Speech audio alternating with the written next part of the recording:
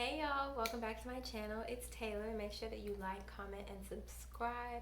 Make sure that you check out all of my other videos. But today's video is going to be a black nanny slash childcare video.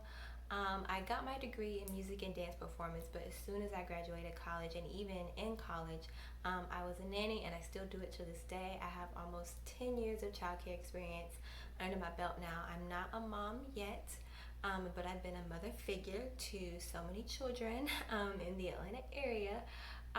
So as I am looking to make a career change, as I'm about to get married and hopefully start my own family, I wanted to share some childcare content on here with you guys. And today we are going to be talking about potty training tips, from the perspective of a nanny and a preschool teacher. I worked as a preschool teacher for a little while, so this video is for all of the parents.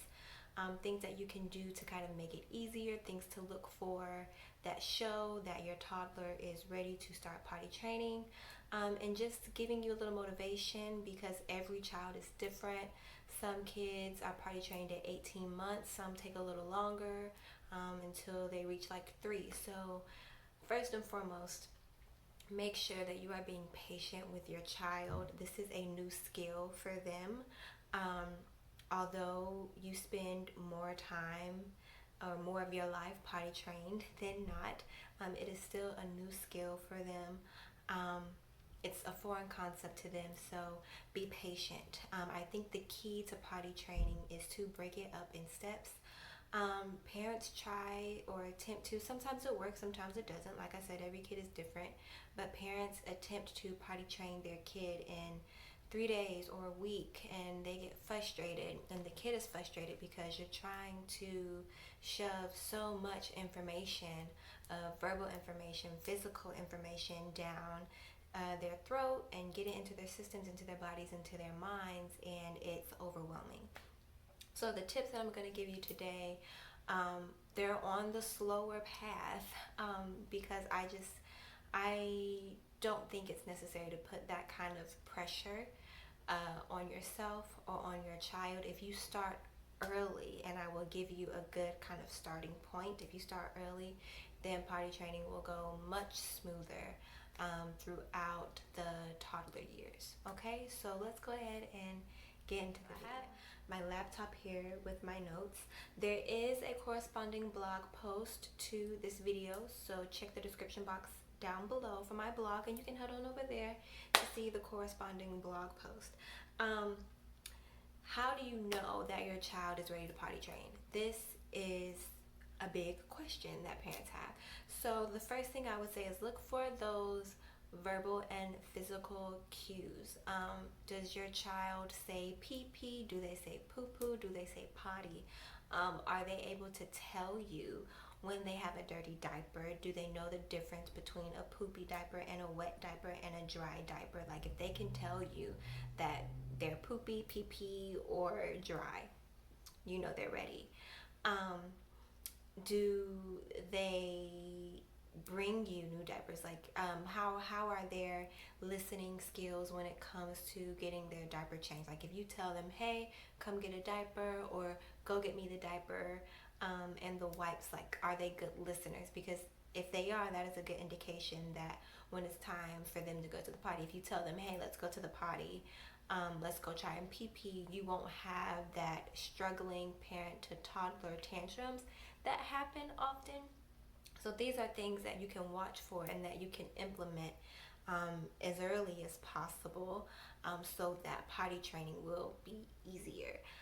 The key to potty training is just to do things in the diaper changing phase that will transfer over, just building good habits, helping your child build body awareness of themselves and things like that. So look for those verbal and those physical cues and communication skills of them being able to recognize when they're getting a diaper changed, when they've used the bathroom, what kind of bodily waste they have allowed to exit, all that kind of stuff.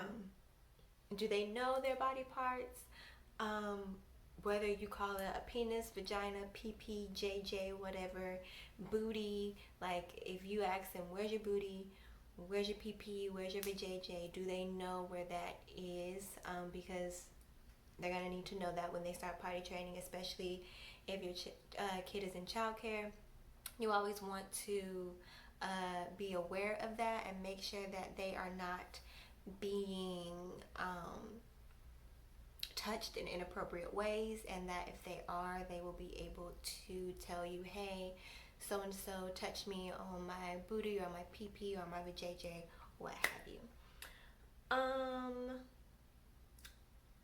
So in addition to that with the body parts, I also want to encourage you, whatever language you use, keep it consistent so that your child can keep it consistent. Because if daddy calls it JJ or cookie box or something, and mama calls it vagina, like make sure that the parentals are keeping that language consistent. If your kid is in childcare, if you do have a nanny, I would also make sure that that language is consistent across, all of the adult figures in your child's life as well.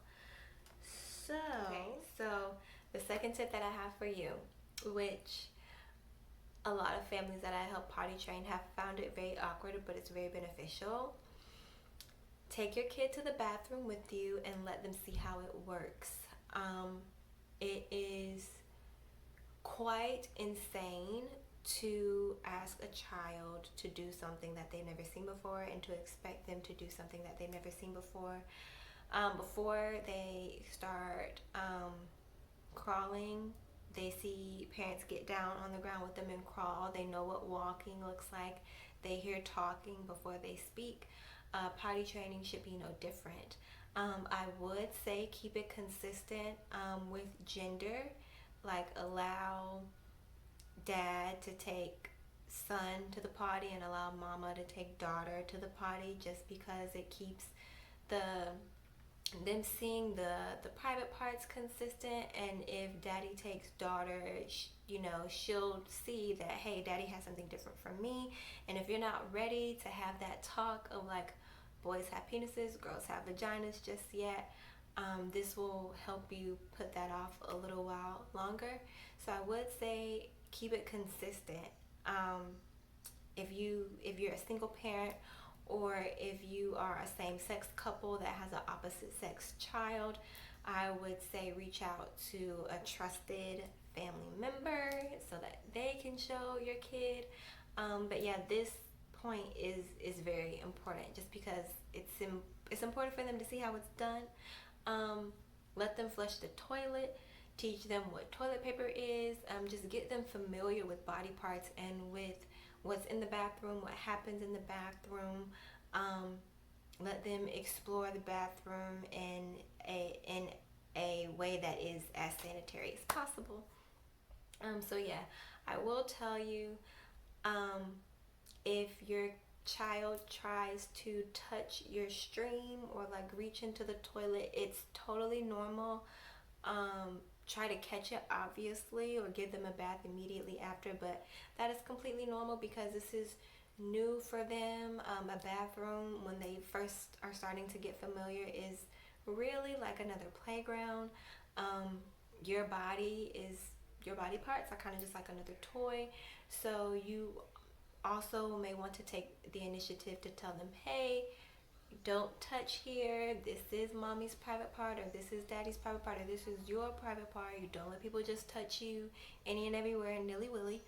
So that is the second point, is to go ahead and get them exposed to the bathroom, let them watch you potty, start teaching them about personal space when it comes to their body and their private areas. Now, next, once you've gotten them familiar, now is the time to start actually trying to potty. I recommend a potty seat versus like the little portable potties. I hate them. I think they're awful to clean and they're just not practical. I think the sooner a kid gets familiar with the actual toilet, the better, and the sooner that they'll be able to kind of navigate their weight and sitting on it on their own, without assistance and all of that kind of stuff. Um, and at this point, however old your child is, however soon you think they're ready, I would say, um, 18 months to 2 years old is a good time to start. And this is really, this stage right here, sitting on the potty, is really where you find out if your child is ready or not. They've had all the exposure, now it's time to apply the exposure. And the application here, sitting on the potty, is where you get to determine, hey, if they're ready, or if maybe you should wait a couple months, and just stick to the exposure part, which is, not a problem as long as you're being consistent. Every kid is different, and kids grow and develop in different stages.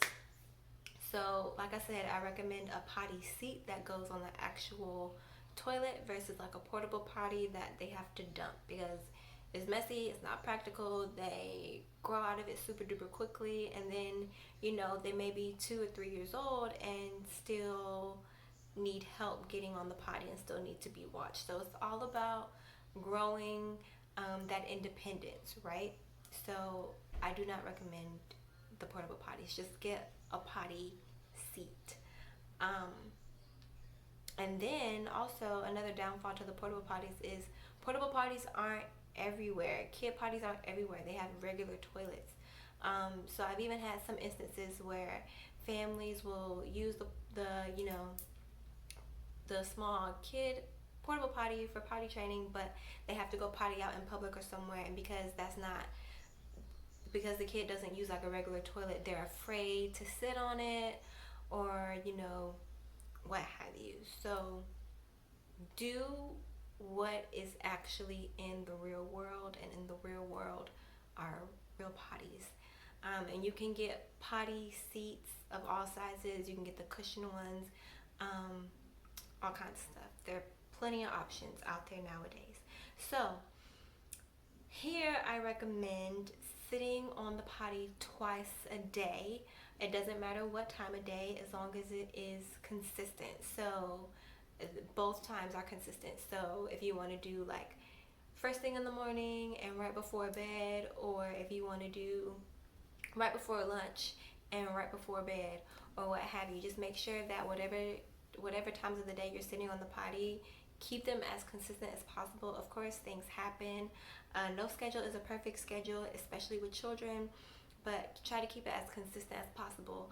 Also, pro tip, if you have a super regular child, like if your child poops every day right after lunch at 1 o'clock, sit them on the potty maybe like 1:50.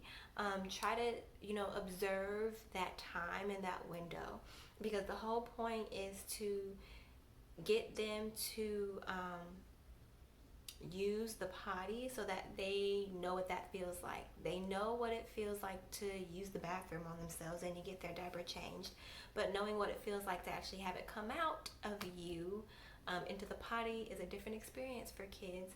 So while they're sitting on the potty, you can read a book, you can sing a potty song, you can have a song that's designated for the potty, whether it's ABCs or like a literal potty song. You could play their favorite song.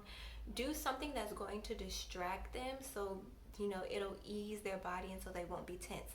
I have had kids that purposely hold in their stuff because it's just a new feeling for them. So try to do something to relax your child as much as possible so that they're distracted and so that they can go in the potty, and that they'll pee or poop on the potty.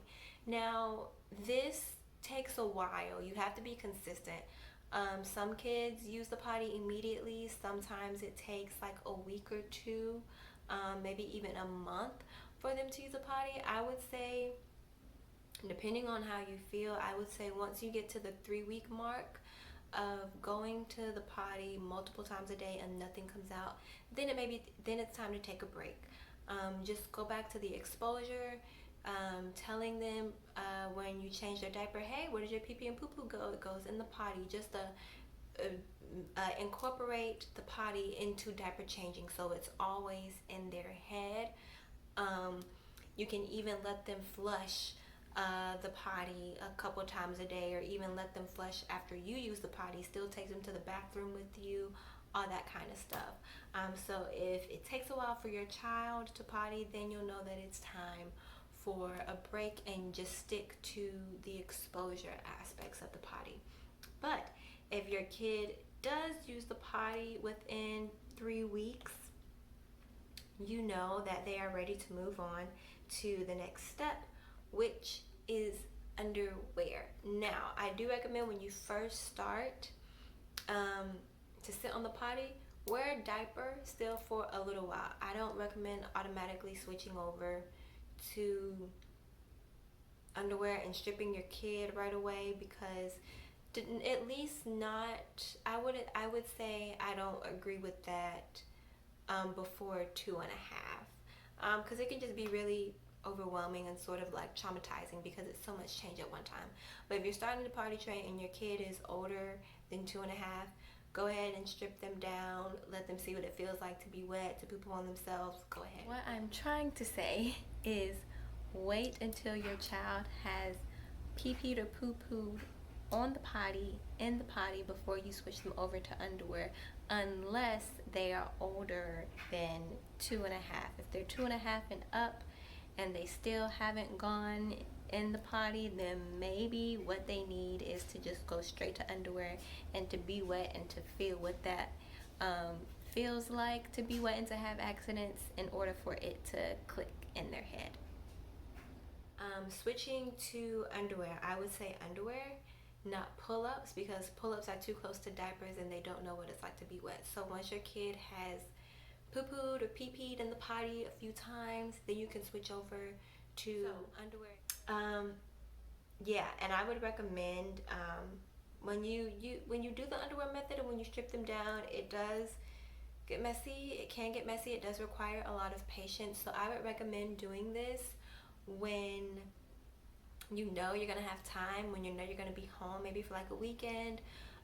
School breaks are always a great time to do it. Your preschool teachers will always tell you holiday breaks are a great time to potty train, because you're at home and you have the time, or an extended weekend, or even a weekend where you know you're going to be home. Okay, so that is a good time where you can, switch over to underwear, put them in their underwear. I would recommend every 15 minutes, maybe even 10 minutes. Set a timer, ask them if they have to go potty, have them sit on the potty.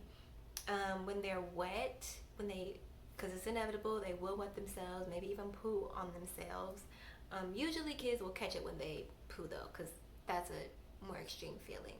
But the first couple times, be gracious with your kids, okay? This is new. This is the first time that they're having to listen to their body and their inner intestines, organs, and everything. So the first couple times, give them grace. Explain to them. Don't just go off on them, but explain to them, hey, you pee-peed on yourself. You are wet. This is what this feels like. When you have the urge to pee-pee, instead, we will go to the potty, okay? So make sure that when they are having accidents, that you're explaining to them and that you're correcting them, and not just, going off on them. It's new. It's new for them. So yeah, y'all, that was all the tips. So before you even think about potty training, think about the exposure to the potty that you've already given your kid, and that's very, very important, because again, it's building those independent skills.